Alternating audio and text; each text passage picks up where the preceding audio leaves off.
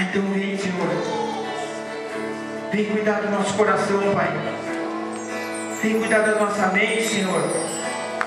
Cativa o nosso coração, Pai. Oh, Paizinho querido, Pai amado. Glórias te damos, Senhor. Que Tu és maravilhoso. Tu és bondoso, Pai. Tu é um Deus que cuida, que restaura, Senhor. Oh, Pai, te entregamos as nossas famílias nas Tuas mãos, Senhor. Seja conosco, Pai. Cuida de cada um que está aqui, Senhor.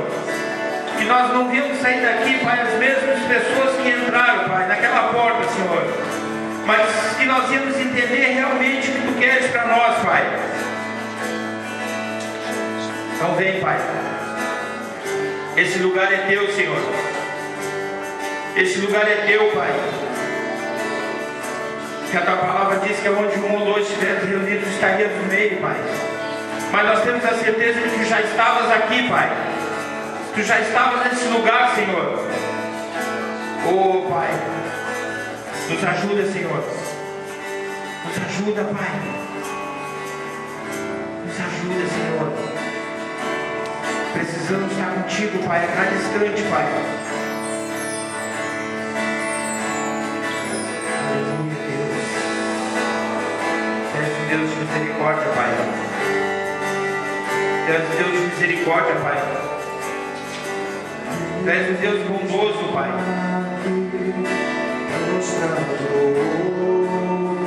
Aleluia, Pai. Senhor, queremos entregar tudo para Ti, Senhor. Queremos entregar tudo para Ti, Senhor. Tudo é Teu, Pai. Nos leva, Senhor. Nos leva. Oh, Pai. Nos leva, Senhor.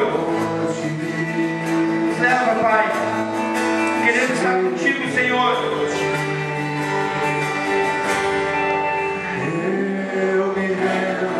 Oh, Pai querido, Pai amado, nós queremos nos render essa noite a Ti, Senhor. Glória te damos, Pai. Que Tu és poderoso, Deus.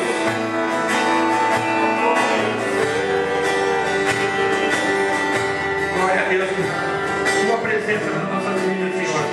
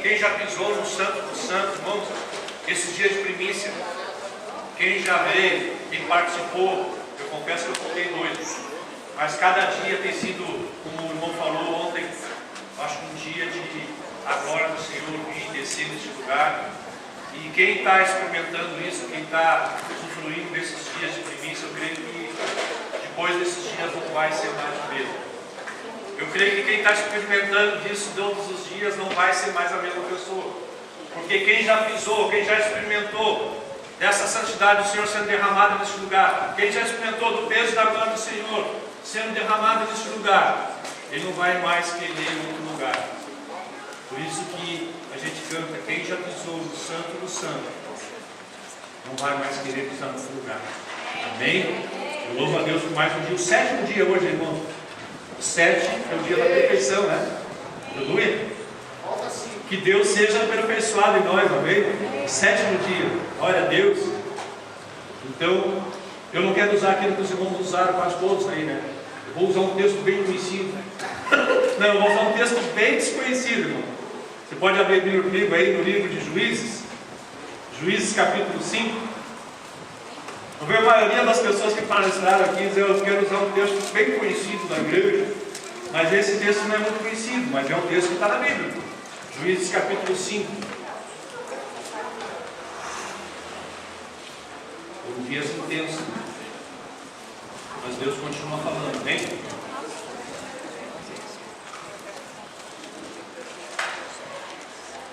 Juízes capítulo 5. Todos acharam? Bem? A partir do verso 12. Juízes capítulo 5, a partir do verso 12, diz assim então: Desperta, Débora, acorda, entoa o cântico, levanta-te, Baraque, leva presos que te prenderam, tu, filho de Abinadab. Então desceu o restante dos nobres, o povo do Senhor, em meu auxílio contra os poderosos. De Efraim, cujas raízes estão na antiga região da Amaleque, desceram guerreiros, depois de ti, ó Débora. Seguiu Benjamim com seus povos. De Maqui desceram os comandantes, e de Zebulon, os que levam a vara no comando. Também os príncipes de Isacar foram com Débora. Isacar seguiu a Baraque, em cujas pegadas foi enviado para o vale. Entre as facções de Ruben houve grande discussão. Por que ficaste entre os currais para ouvires flauta? Entre as facções de Ruben houve grande discussão. Gileade ficou da além do Jordão. E Dan, por que se deteve junto aos seus navios? Azer se assentou nas costas do mar e repousou nas suas baias. Zebulon é povo que expôs a sua vida à morte, como também Naftali nas alturas do campo. Vieram reis e pelejaram. Pelejaram os reis de Canaã em Tanak, junto às águas do Egito. Porém não levaram nenhum despojo de prata. Desde o céu pelejaram as estrelas contra Císera, desde a sua órbita o fizeram. O ribeiro Quizon os arrastou. Quizon, ribeiro das batalhas. Avante, ó minha alma, firme então. As unhas dos cavalos socavam pelo galopar, o galopar dos seus guerreiros. Amalsoai a Meroz, diz o anjo do Senhor. Amalsoai durante os seus moradores, porque não vieram em socorro do Senhor, em socorro do Senhor e seus heróis. Bendita seja sobre as mulheres de Jael, mulher de Éber, o queneu. Bendita seja sobre as mulheres que vivem em tendas. Água pediu ele, leite lhe deu ela.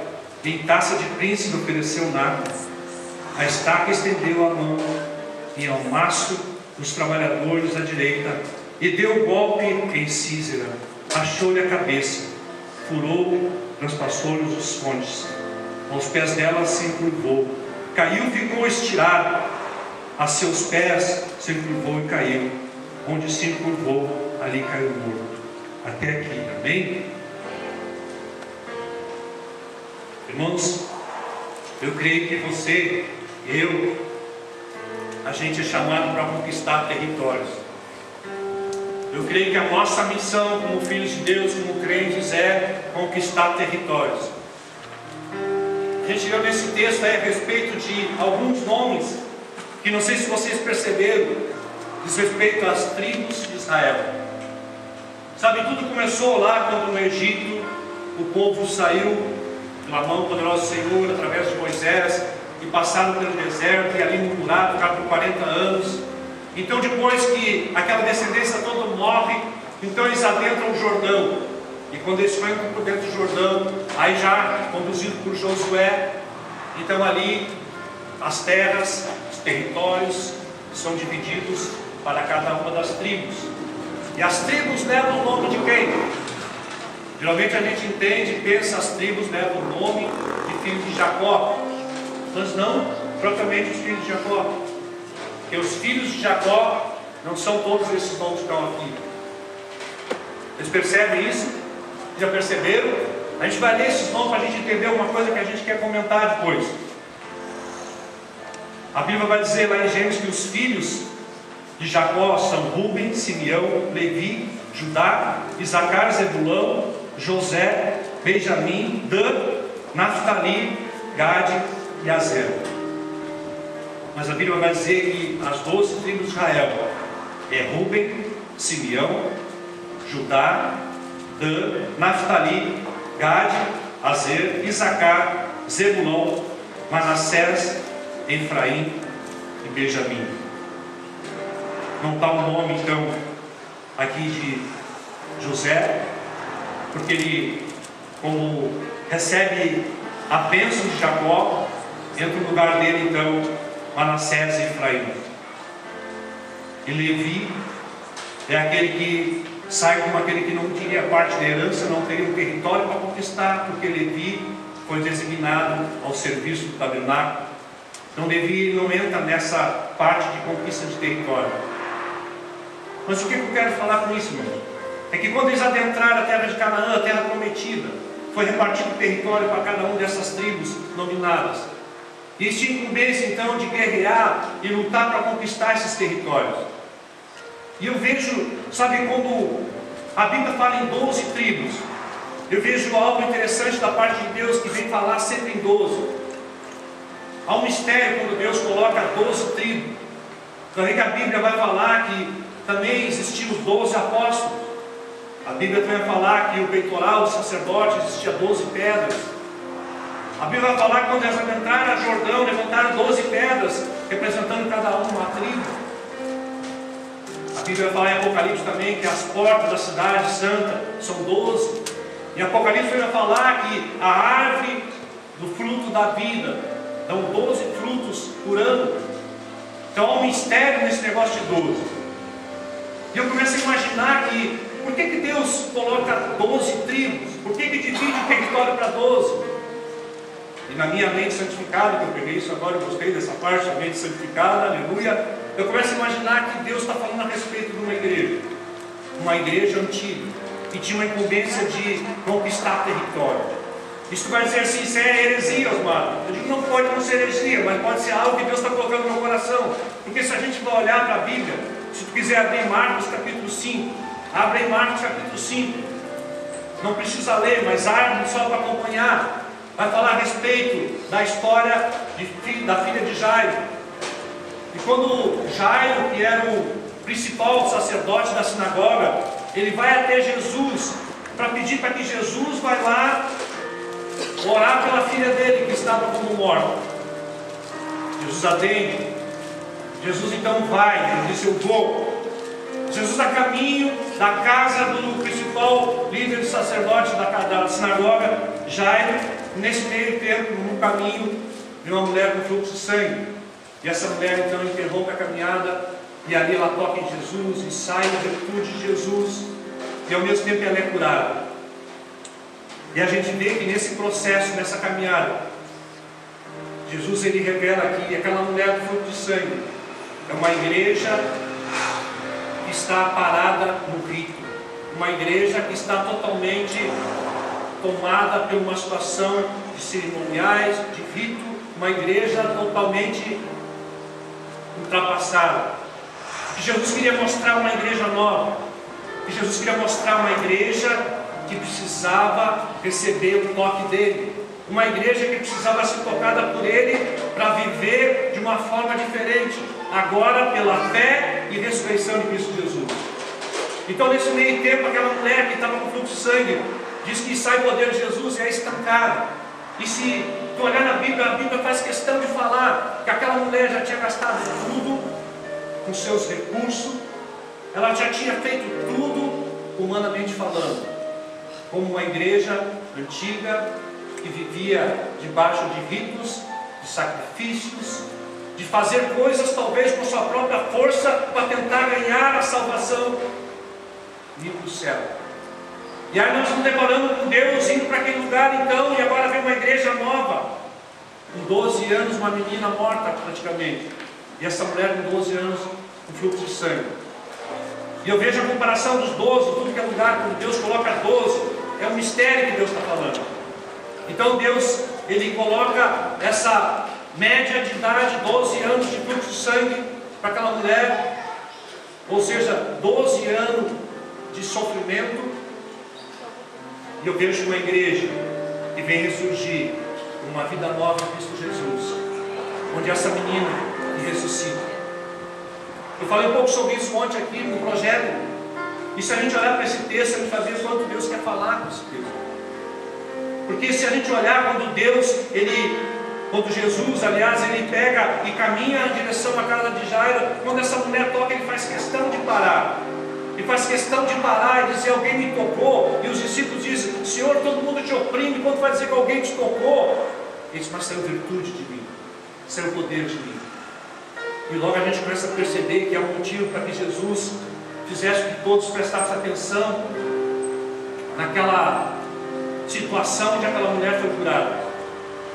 E a gente vê que logo em seguida, quando Jairo ele se encaminha para a casa dele com Jesus, vai ver que vem pessoas da casa de Jairo e começam a dizer para ele: não adianta mais, tua filha está morta. Sabe o que é interessante daquele texto é que a gente percebe que Jesus diz: não tema, Jairo, crê somente. E eu vejo Jesus dizendo para Jairo: não dá bola para o que eles estão falando. Tu viu o que aconteceu? Crê somente naquilo que aconteceu. Aquela mulher há 12 anos, ela sofria de um fluxo de sangue, uma hemorragia, e ela foi curada. Presta atenção no que eu fiz ali. Crê somente. Sabe, e eu mexi hoje com os meninos que estavam aqui. Eu disse: tem certa vez que a gente precisa dizer: não me atrapalha. Aquelas pessoas vêm atrapalhar a caminhada de Jairo para receber uma conquista, uma ressurreição sobre a sua filha, uma vitória, uma cura. E pessoas estavam tentando impedir isso. E quando eu vejo então aquelas pessoas tentando impedir, eu me lembro de uma pregação que eu vi essa semana, onde o cara disse: tem certas pessoas que a gente tem que dizer: dá licença que eu quero ir para o céu. E hoje, quando a gente começou a falar isso aqui no projeto, a gente começou a deparar com situações, a gente dizia: dá licença que eu quero ir para o céu.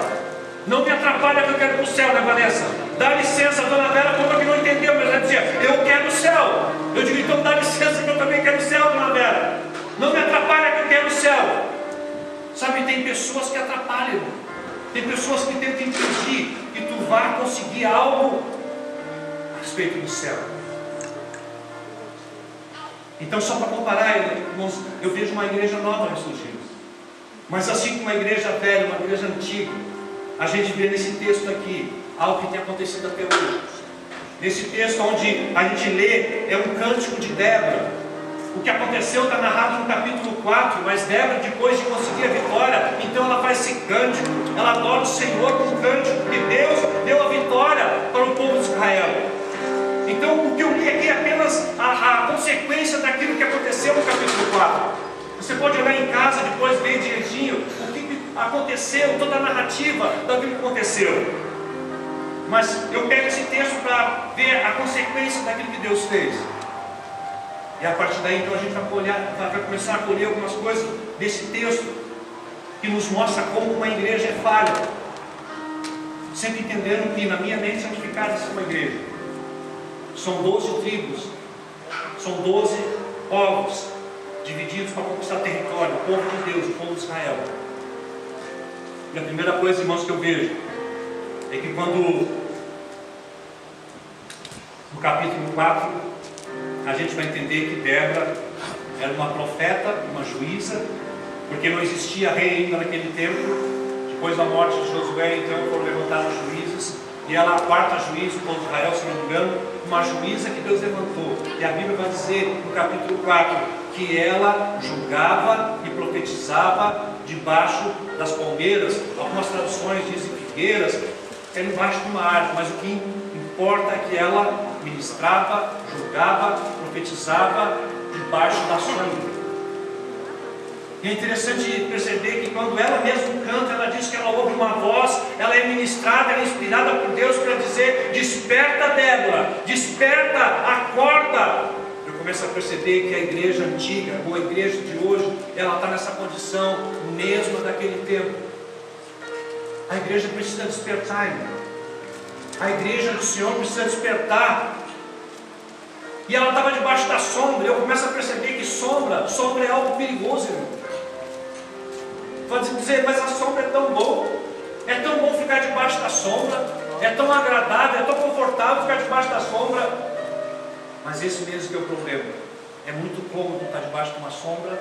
É muito confortável estar debaixo de uma sombra, debaixo de uma árvore. Se nós formos olhar para aquilo que a gente estudou em Atos capítulo 5, a gente vai ver a partir do capítulo 4, capítulo 3, quando Pedro faz aquele milagre. Pedro, ele olha para aquele coxo na Porta Formosa, e então ele é curado, ele dá um depoimento dele, e as pessoas querem prender Pedro e João, e aí não conseguem prender quando João saltam. E a ver que ele continua pedindo para orar por ele, porque ele sabia que a perseguição ia ser grande. Mas a Bíblia vai dizer no capítulo 5 que as pessoas traziam enfermos para que pelo menos passassem pela sombra de Pedro, e a sombra de Pedro curava. E se tu olhar o capítulo 5, tu vai ver que diz que a perseguição veio, Deus permitiu a perseguição e Pedro foi preso. E depois, na continuação do capítulo 5, ainda nesse capítulo 5, vai dizer que Pedro foi preso e veio um anjo confirmar: Pedro está preso. Tipo assim, a tua sombra estava curando, tu estava indo bem demais, tu estava sendo cara, Pedro. Por isso eu te prendi um pouco. Tipo assim, eu tenho que te dar uma segurada. A sombra é um perigo, irmão. E aí o anjo vai dizer para ele: agora eu vou te soltar. Eu vou abrir as cadeias e vou te soltar. Mas vai e prega a palavra. Por isso que eu vejo um medo na sombra. Eu vejo um medo nesse conforto, nessa comodidade de ficar parado numa situação tão boa, tão confortável. Por isso Deus, ele requer da igreja um despertar. E deixa eu te falar, Deus te trouxe nesse lugar talvez para te despertar para algumas coisas. Deus, ele traz a mim, traz a você para um despertar nessa noite. Porque a igreja, ela precisa despertar para fazer algo que Deus quer fazer. Por isso eu digo, a uma igreja foi dada uma incumbência, quando vai ver em Mateus 16, quando Pedro tem a revelação de que Jesus é o Cristo, o Filho do Deus vivo. Jesus vai dizer para ele que é Pedro. E aí a partir dali, ele vai dizer: Pedro, sobre essa pedra eu vou edificar minha igreja. E aí dá uma instrução para Pedro: Pedro, tu tem uma identidade agora, né? Tu sabe quem é Deus, então Deus sabe que tu é Pedro, então tu passa a ter uma identidade, e a partir dessa identidade, sabendo quem é Deus, Deus reconhece em ti o filho dele, então tu tem uma identidade, e a partir dessa identidade tu tem uma autoridade, e ele vai dizer: o que tu ligares na terra será ligado no céu. Ou seja, ele vai dizer: tu tem um serviço, tem algo a fazer. Então a igreja, ela tem algo a fazer, a igreja tem um serviço. A igreja precisa agir. A igreja não pode ficar confortável, acomodada debaixo de uma sombra. E Deus, ele chama a Débora para despertar. Ele diz: desperta, Débora. E Deus chama a igreja hoje para despertar. Desperta a igreja. Deus chama pessoas para ser despertadas nessa noite. Deus quer dizer: desperta, que eu quero te usar. Eu quero te derramar dons. Eu quero te derramar uma capacitação. Eu quero liberar sobre a tua vida uma condição de alcançar pessoas. Eu quero liberar sobre a tua vida uma condição de conquistar todo o território do inimigo. Aleluia! Deus, ele nos chama para despertar, para um despertar que o inimigo tem que retroceder.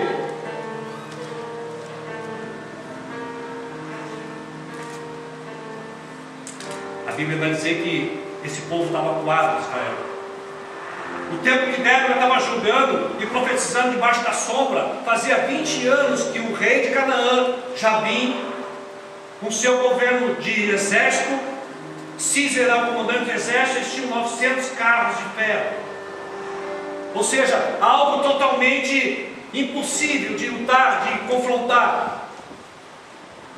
E eu vejo, sabe, a condição da igreja muitas vezes desse jeito, quando a igreja está totalmente confortável, a igreja está totalmente acomodada, enquanto o inimigo está aparelhado, o inimigo está totalmente equipado, E isso atemoriza a igreja, isso assusta a igreja. O povo de Israel estava acuado porque Sísera tinha 20 carros de ferro. Escolher carros de ferro naquela época é como um exército, a gente comparando aos Estados Unidos, sei lá, totalmente equipado, diante de uma nação totalmente pobre, enfraquecida, assustada, acuada. E é nesse ponto onde o povo de Israel já não sabia mais o que fazer, 20 anos sendo oprimido pelo rei Jabim, é que Deus chama Débora e diz: desperta, Débora, tu precisa fazer alguma coisa.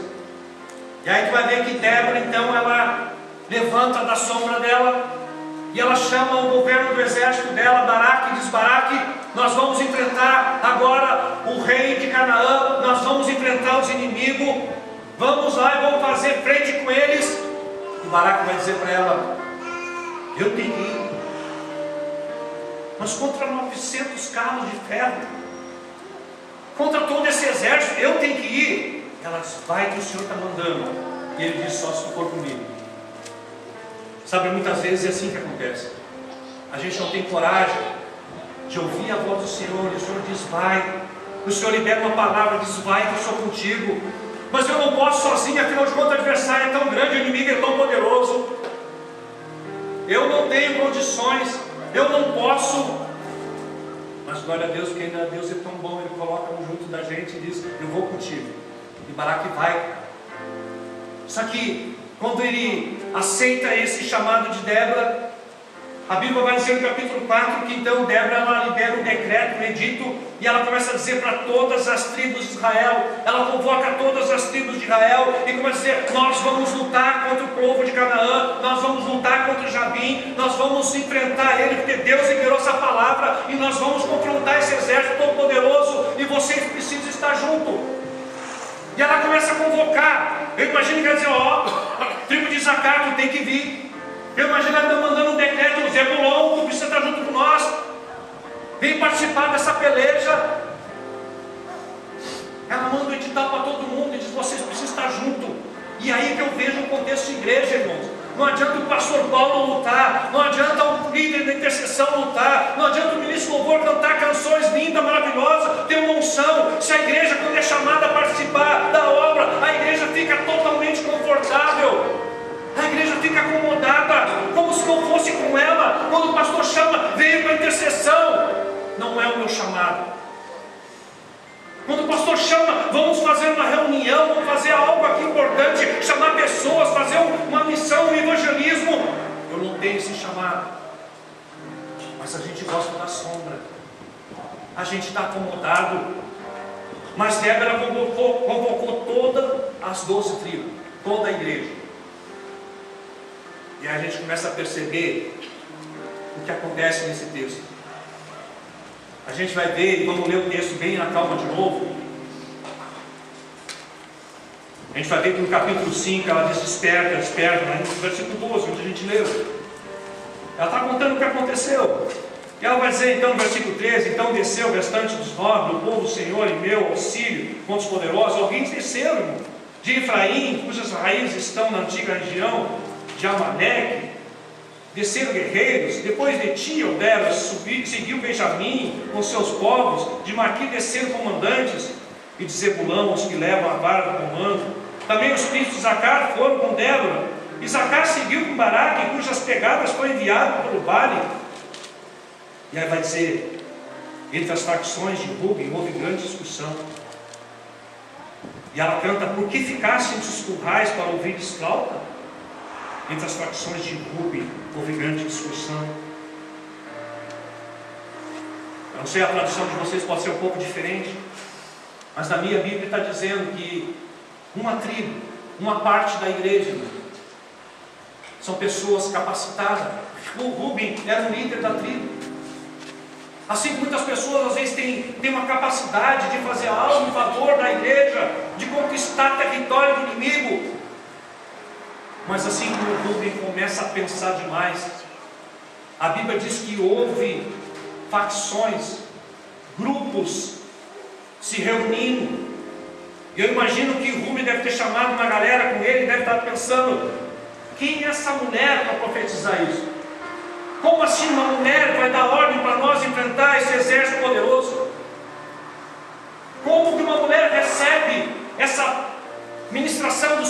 essa inspiração do Senhor, e começaram a conspirar, e começaram a ter discussões, e começaram a ficar pensando. Irmãos, tem gente que é boa de pensamento, tem gente boa de planejamento, tem pessoas que são maravilhosas em arquitetar, planejar, mas é muito ruim de atitude. Pessoas que não agem, pessoas que não têm atitude, pessoas que não participam da guerra, pessoas que não vão para o combate, mas sabem muito bem planejar reuniões para ir contra uma palavra liberada do Senhor. Pessoas que se reúnem para ser contra o pastor, para ser contra o líder de louvor, para ser contra o líder das crianças da escola dominical. Pessoas sem opinião para tudo e sabem fazer tudo. Elas têm planejamento, eu sei o que eu faço. E eu vou me chamar a galera, vocês não acham que o pastor está errado? Vocês não acham que o fulano está errado? Vocês não acham que aquele cara está fazendo coisa errada? E fico só nisso, só discutindo, só planejando, mas não desce para a peleja, não desce para fazer nada, irmão. Não põe a mão na massa. Pessoas muito boas de argumento, mas não de fazer algo, não de fazer parte daquilo que Deus liberou para fazer. Isso não é o meu chamado, e se não é o meu chamado, eu tenho que analisar. Tem pessoas que são tão boas de analisar, meu irmão.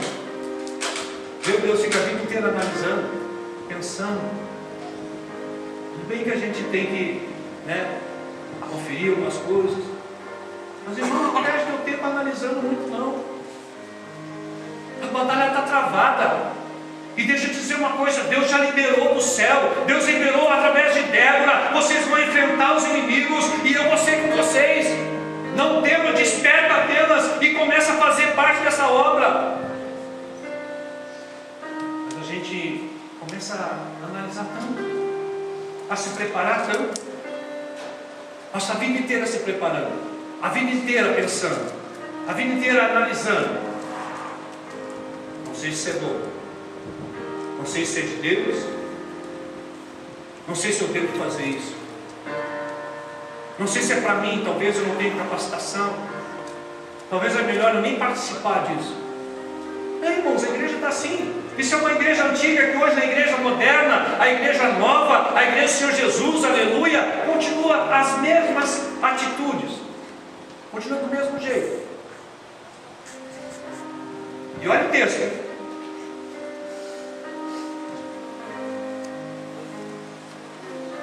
Vai dizer que Rúben, além de reunir e fazer as facções, porque ficassem dos currais para ouvir flauta, algumas traduções dizem para ficar ouvindo os banidos dos teus animais, das tuas ovelhas. E eu começo a ver que ele dá mais importância àquilo que ele tem do que a fazer a obra de Deus. Ele dá mais importância para aquilo que ele já adquiriu, aleluia, glória a Deus, porque fazer a vontade de Deus é muito perigoso e eu nem sei se é o meu dever estar nisso aí. Ele dá mais importância para aquilo que Deus liberou sobre a vida dele do que aquilo que Deus quer que ele faça. Ele está tão preocupado com as ovelhas. Sabe, aquela pessoa que ela olha aquilo que ele conquistou e ela começa a admirar aquilo que conquistou. Ela começa a olhar aquilo. Irmãos, eu vi uma vez uma pessoa falar de um irmão que tem dinheiro, que tem tanto dinheiro, ele tem tanto dinheiro que ele acorda no meio da noite para contar o dinheiro que ele tem. Ele acorda no meio da noite e pega aquela mala de dinheiro dele debaixo da cama, embaixo do meu, e começa a contar aquele dinheiro. Ele começa a adorar aquilo que ele tem. Ele dá tanta importância para aquilo que ele conquistou, que nada mais importa para ele. Irmãos, a guerra está rolando, a guerra está começando, os inimigos estão vindo, estão subjugando há 20 anos, e o cara está preocupado com aquilo que ele adquiriu. Não o bastante de fazer reuniãozinhas e dizer que acho que isso ainda é para nós. Ele ainda fica preocupado com aquilo que ele tem.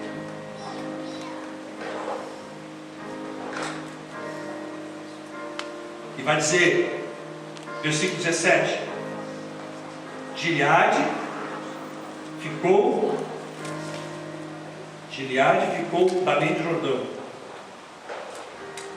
É outro que ficou, algumas traduções, pesquisas, ficou nas pastagens.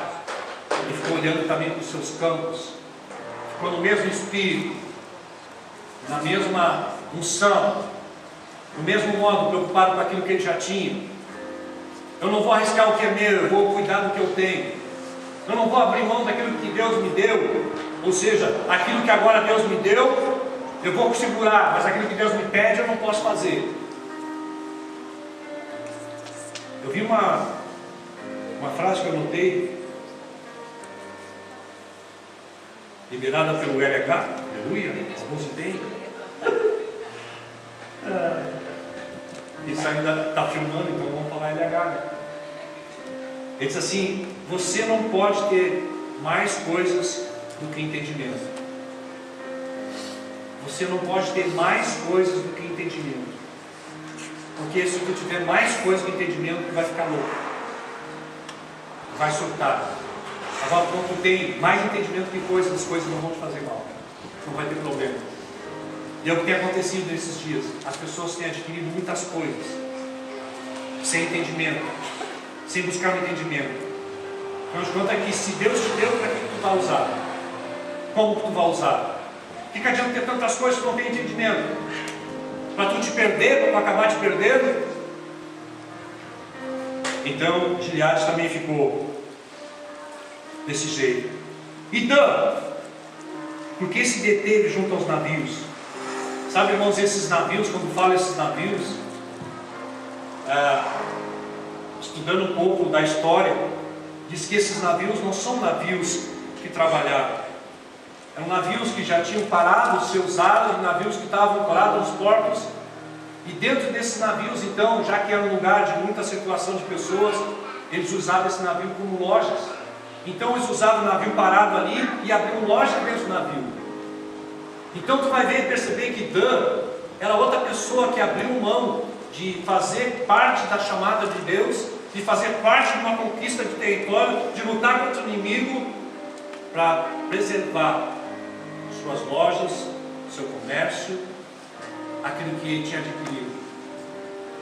A gente pensa que isso não tem nada a ver, irmãos, mas muitas vezes acontece na nossa vida isso, acontece nos dias de hoje. Aí tu vai dizer, mas afinal de contas, eu já contribuo com o dízimo, eu dou até cesta básica para o Ivon todos os meses, eu já faço a minha parte, deixa eu cuidar da minha firma, aleluia, deixa eu cuidar do meu trabalho, afinal de contas, quem vai botar comida na mesa? E a gente pensa até hoje assim, irmãos. A gente não tem coragem, a gente não tem um desejo no coração. Sabe, não deixa de dizer uma coisa: o céu ele anseia por pessoas com corações disponíveis. Tu pode ter tantas atividades para fazer, tu pode ter tantas habilidades na tua vida, mas o céu ele anseia por pessoas com coração disponível para fazer parte da obra, coração disposto para fazer alguma coisa, coração disposto para atentar para aquilo que Deus quer que tu faça. Não um coração seguro, não um coração fechado, não um coração que tem olhos somente aquilo que é dele, aquilo que é para ele. Então ele estava interessado mais nos seus recursos do que fazer parte da obra.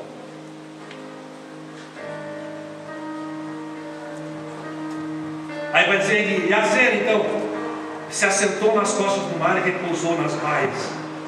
Baias é casa, irmão. Cuidado quem tem casa na praia. Aqui está falando, ele ficou na casa da praia. Irmão, me perdoa. Paulo, me perdoa, Paulo. Não tem problema nenhum casa na praia. O problema é tu não abrir mão da casa da praia. Ele está dizendo que ele preferiu ficar na casa da praia dele, nas encostas do mar, nas muralhas, nas encostas do mar, nas baias, nas casas da praia, irmão, hoje em dia. Tem gente que vai doar a casa da praia. Eu quero, irmão. Eu recebo. O errado não é ter a casa da praia, o errado é tu não abrir mão da tua casa da praia para fazer parte de algo que Deus colocou para tu fazer. Sabe quando o Senhor requer alguma coisa de ti, tu não consegue abrir mão daquilo. Tu não consegue se dispor para fazer algo para Deus, porque aquilo é mais importante do que fazer a vontade de Deus. A casa na praia se torna uma coisa tão importante no caso dele, que ele não queria abrir mão. Eu vou ficar repousando na praia. Mas tem culto hoje à noite, mas está tão bom aqui na praia. Irmãos, nós precisamos participar do projeto, mas está tão bom aqui na praia. E é bom, irmão. E é bom. Não é ruim. Não é ruim ter casa na praia. O problema muitas vezes a gente se apega conseguem tanto essas coisas e não atenta para aquilo que Deus requer de nós. Afinal de contas, nós somos igreja do Senhor, nós somos filhos do Senhor e nós precisamos fazer algo. Porque, irmãos, eu estou falando a respeito de conquista de territórios.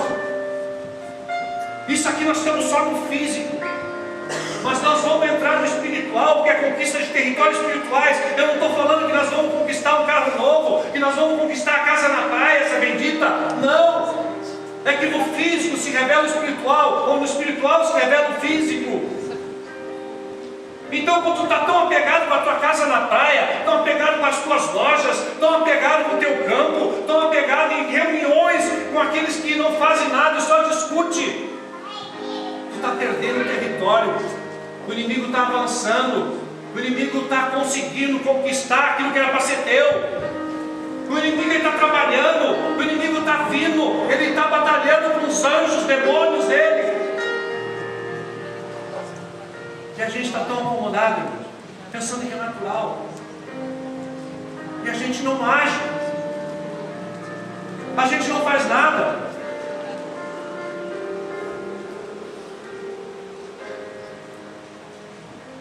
Aí vai dizer os 8, Zebulon, sim. Versículo 18, Zebulon é povo que expôs a sua vida à morte. Zebulon expôs a sua vida à morte. Ele não foi aquele que ficou apegado a essas coisas. Ele abriu mão de tudo, irmãos. Jesus vai dizer: aquele que quiser vir após mim, negue-se a si mesmo dia após dia e segue-me. Tome a sua cruz e segue-me. Zebulon deu a vida dele a ponto de morte. Ele não estava preocupado com isso. Ele não estava preocupado com essas coisas terrenas. Porque aquilo que a gente conquista aqui é temporal, irmãos. Mas o que nós estamos falando dessa batalha, dessa conquista de território, de conquista territorial espiritual, é coisas eternas. Não é coisas temporal, é eterna para sempre.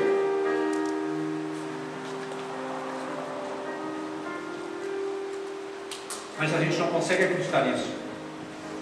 Nem Baraque acreditou.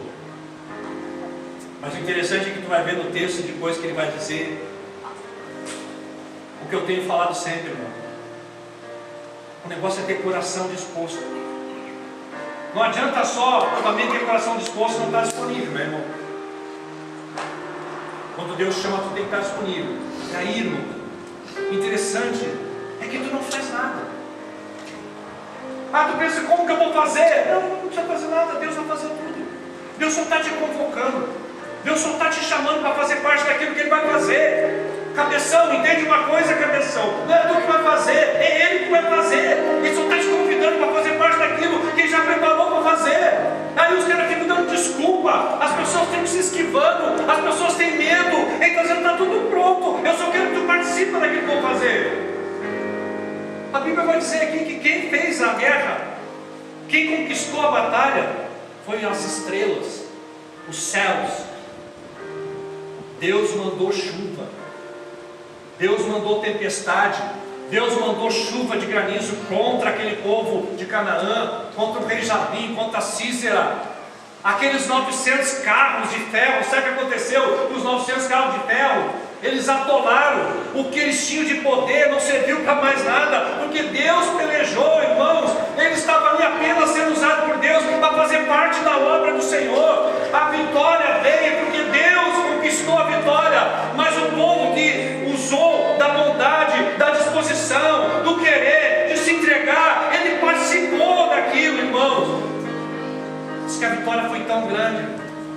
A gente viu ali que os carros atolaram no barro. Aqui não serviu para mais nada, e a chuva de granizo vinha contra eles, e o povo então de Israel, esses que se expuseram, esses que aceitaram o chamado, esses que aceitaram, abriram mão das coisas para fazer parte, foi tão simples, tão fácil. Eles chegaram e começaram a destruir os inimigos. Eles conquistaram vitória sobre aquele povo. Mas a gente tem medo, a gente não entende, a gente não conhece o nosso Deus. A gente não conhece o nosso Deus. Por isso a gente não entra nas batalhas, a gente não conhece o Deus que nós temos. Nós cantamos antes: o grande eu sou. O nosso Deus é o grande eu sou. O nosso Deus não é um Deus pequeno, não é o grande eu sou. Ele tem poder sobre todas as coisas. Tu não precisa fazer muita coisa. Os céus proclamam a sua glória, as estrelas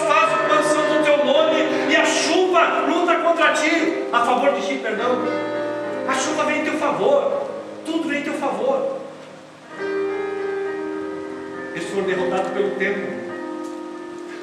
Eles foram derrotados pela tempestade. E a gente tem tanto medo. E aí tu vai ver que o texto continua e vai dizer que esse tal de Císara, que era o Bambambam, o capitão poderoso, afinal de contas ele tinha 900 carros de favor. Os carros não serviram para mais nada, irmão, ficou tudo atolado, parado.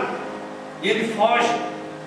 E aí ele foge e ele pede refúgio na casa da mulher de Jael, a mulher do nome de Jael.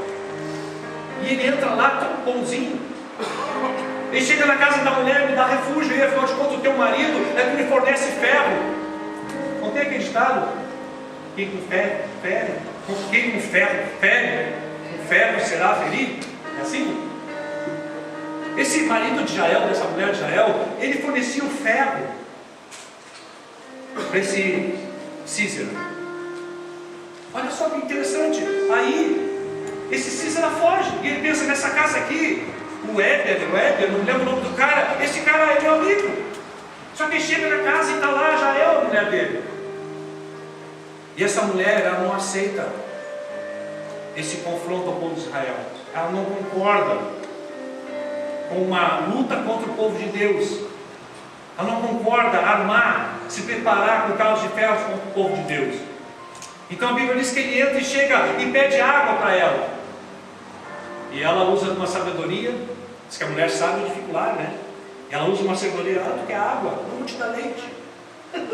Vou te dar um iogurte naquele tempo. Vai falar em lata, leite, é um iogurte naquele tempo. Pode entrar. Entra aqui, meu amiguinho. Vou te dar um leitinho. Vai fazer ele dormir. E a Bíblia vai dizer que ela pega uma estaca de ferro, dá na cabeça de Císara e mata Císara. Quem venceu a batalha? A Bíblia diz que quando Débora disse para Baraque, vai e luta, Baraque disse, eu não vou sozinho, só se for comigo. Ele perdeu a oportunidade de sair ali como o homem que ia receber o homem. Irmãos, isso é tão forte, irmãos, que muitas vezes Deus libera um chamado sobre a tua vida e tu passa para outro. Deus libera uma palavra sobre a tua vida, é tu que vai fazer tal coisa e tu passa adiante. Como se diz, tu passa a bola. Você me diz que a gente não pode deixar a bola picando, tem que fazer o gol. Agora eu falei, LH, não pode deixar a bola picando, tem que fazer o gol, porque muitas vezes Deus libera algo para tu fazer e tu diz, isso não é para mim, isso é para Abigail, e tu passa a bola adiante, foi que Baraque fez. Só se for comigo. Ela disse, então eu vou contigo, mas tu vai perder essa honra. A honra vai ser dada a uma mulher, e a honra foi dada a Jael. Jael que aniquilou o governo de Císara. Então houve, irmãos, aquele que se dispôs a fazer parte da obra. Irmãos, ele só estava ali junto, mas quem pelejou foi os céus e a mulher Jael. E eu te pergunto, por que a igreja tem tanto medo de conquistar territórios? Por que a igreja tem tanto medo de avançar? Por que a igreja fica tão acomodada? Por que a igreja ela está tão confortavelmente parada? Por que a igreja não faz uma coisa sabendo que o nosso Deus é o grande eu sou e Ele vai à frente? Jesus é o nosso general de guerra. E por que a gente fica tão parado, irmãos?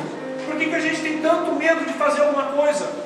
Por que a gente não consegue abrir o nosso coração para o Senhor e dizer, Senhor, vem e me usa, Senhor, eu estou disponível, eu estou disposto a fazer algo para Ti?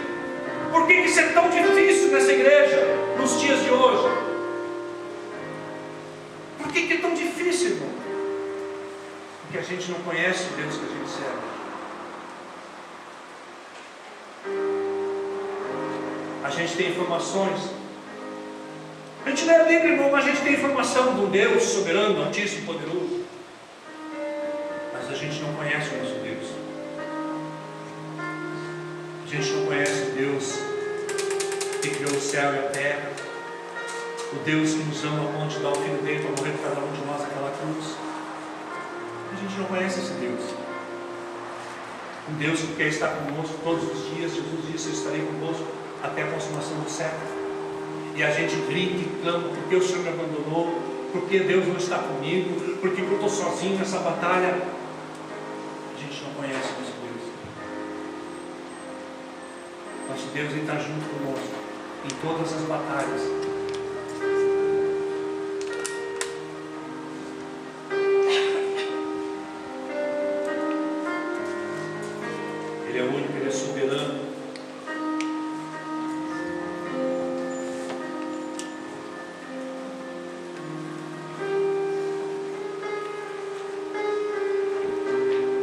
é santo, santo, santo.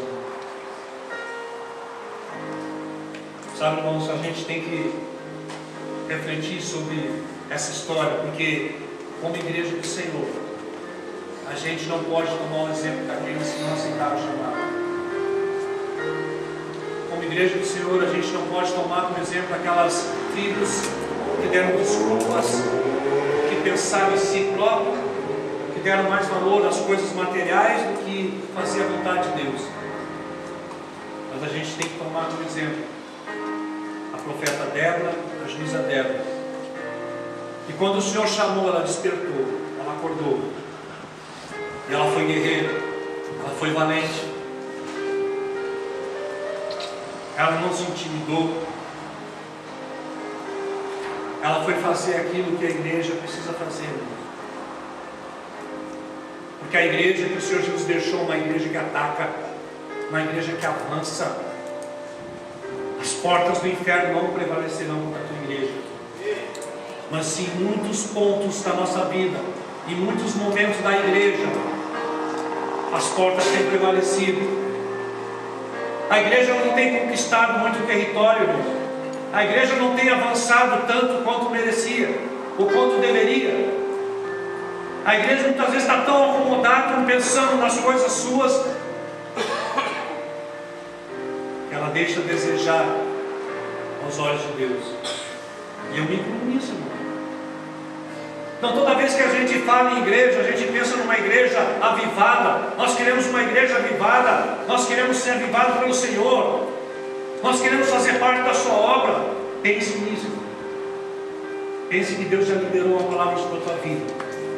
Que Deus já liberou uma palavra sobre a tua vida para tu despertar e fazer parte daquilo que Ele tem colocado diante de ti. Não sejam isso aquilo que Deus tem colocado diante de ti. A Bíblia vai dizer que a seara é grande, os ceifeiros são poucos. A Bíblia, ela não nos engana, é nós que se enganamos com ela. É nós que olhamos de uma forma diferente para a Bíblia. E aos nossos olhos a gente não quer compreender aquilo que está tão simples. E a gente se chama filho de Deus. E a gente está como igreja do Senhor.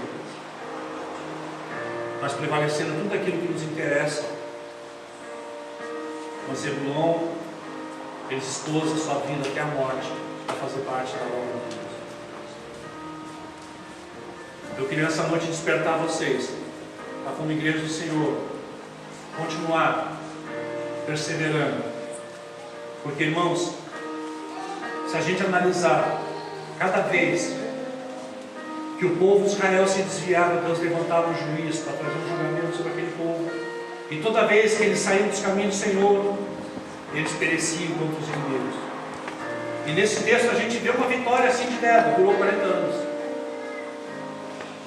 Débora e o povo de Israel venceram essa batalha, durou 40 anos. E o povo de novo se esqueceu da palavra do Senhor.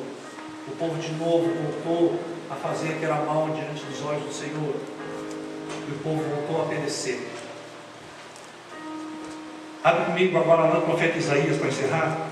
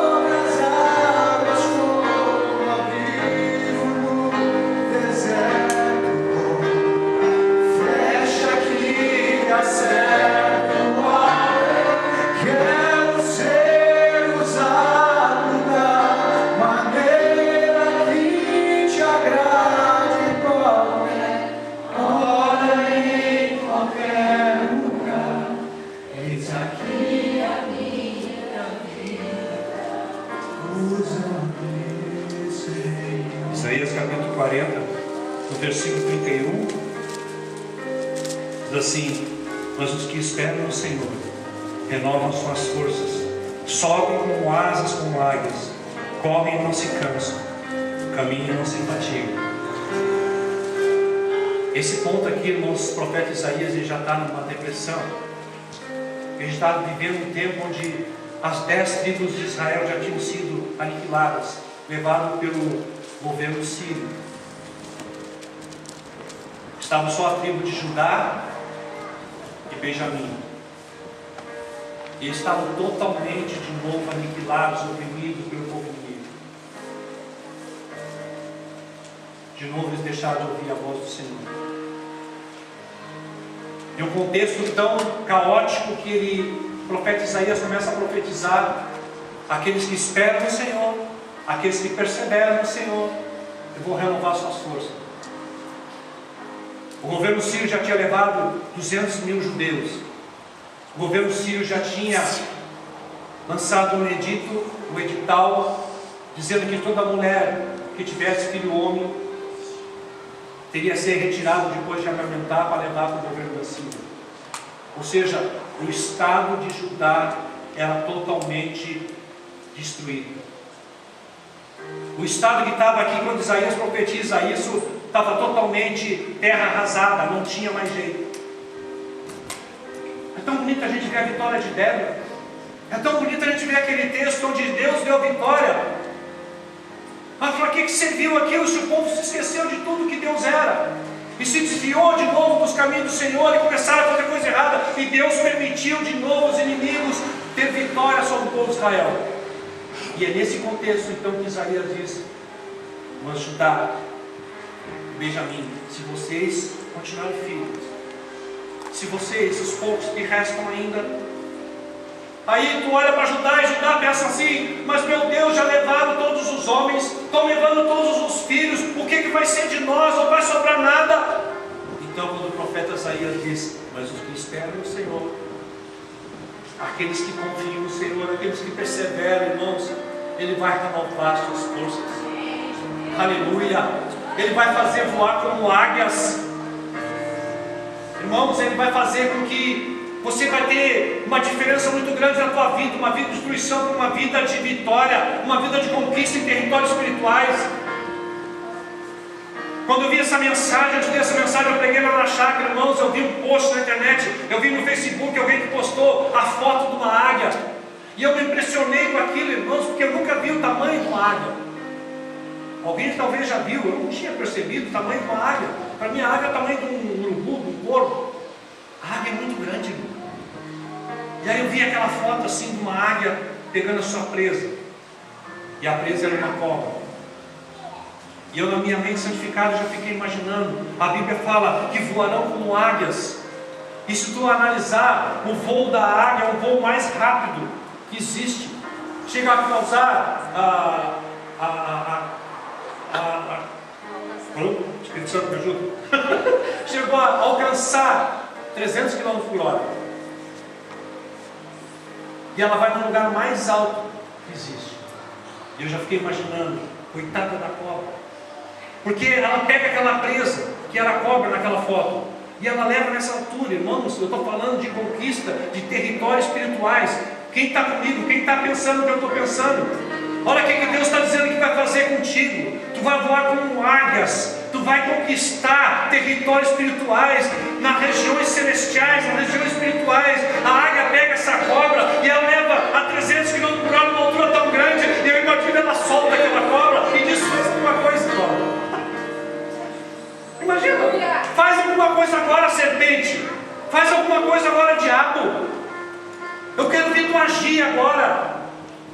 Porque Deus está dizendo: eu vou te levantar como águias, vou te fazer voar como águias. E lá em cima, nas alturas, a cobra não pode fazer mais nada. Eu fico imaginando a águia, larga ela, aí dá um rasante da mão da minha para cima de novo. Faz alguma coisa, serpente. E ela deve de morrer só do impacto da queda. Vocês estão entendendo o que eu estou falando, irmão? Eu estou falando de conquista de territórios espirituais. E aí o profeta Isaías está dizendo que vocês vão alcançar isso. Mas ser renovado as suas forças para perseverar nisso. E eu vou fazer vocês serem como águias. E vocês vão conquistar nas regiões celestiais. Então, irmãos, não existe terra arrasada para aqueles que são filhos de Deus. O que tem preparado para nós é algo eterno, maravilhoso. E eu quero despertar vocês nessa noite para ter uma vida de conquista de territórios espirituais. Eu não vou me abalar, eu não vou me deixar levar. Não, eu não vou me deixar levar pelas coisas do mundo, não vou me deixar levar pelas consequências, pelas circunstâncias, não. Se tem alguém que está te impedindo, irmãos, diz para ele assim: dá licença que eu quero o céu.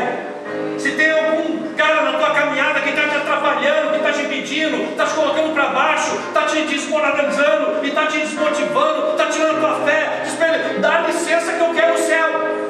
O meu destino é o céu, aleluia. Fica de pé comigo, irmão, em nome de Jesus.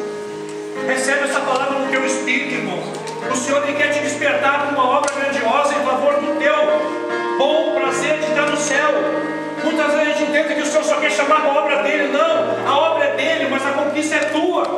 Porque tudo aquilo que ele te chama a fazer é conquistar territórios que vai fazer com que tu chegue ao céu. É algo na região celestial, espiritual.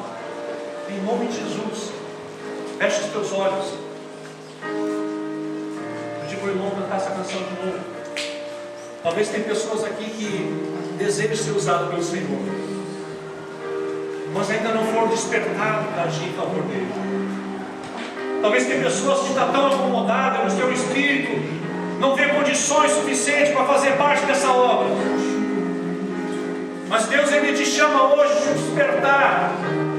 E Ele te diz: filho, filha, eu que vou à frente, eu que vou conquistar. Vem fazer parte dessa peleja, vem fazer parte desta guerra. Eu te chamo porque eu quero te usar. Eu te chamo não porque eu preciso, mas porque eu quero te usar em favor do reino, em favor de algo tremendo. O Senhor Ele sonda o teu coração nessa noite. Ele quer te preparar para termos